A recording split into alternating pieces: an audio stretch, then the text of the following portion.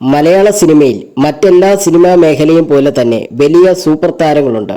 എക്കാലത്തും മോഹൻലാലും മമ്മൂട്ടിയുടെയും പേരിൽ അറിയപ്പെടുന്ന ഇൻഡസ്ട്രി ഇപ്പോൾ സൂപ്പർ താരങ്ങളായി ദിലീപ്, സുരേഷ് ഗോപി, പൃഥ്വിരാജ്, ദുൽഖർ സൽമാൻ, ടൊവിനോ തോമസ്, നിവിൻ പോളി തുടങ്ങിയവരുമുണ്ട്.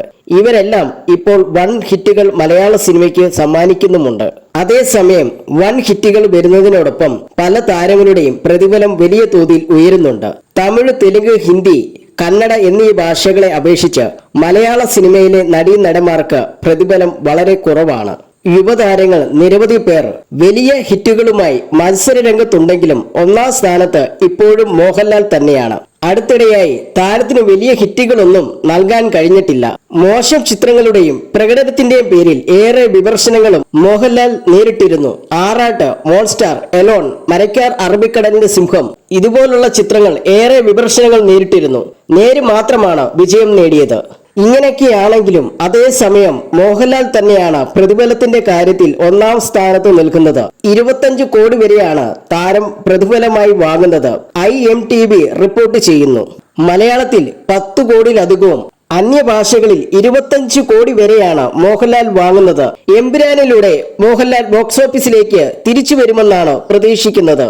രണ്ടാം സ്ഥാനത്ത് മമ്മൂട്ടിയാണ്. സമീപകാലത്തെ സിനിമാ തിരഞ്ഞെടുപ്പുകളിലൂടെ ഏറ്റവും കൂടുതൽ ജനപ്രീതി നേടിയ നടൻ മമ്മൂട്ടിയാണ്.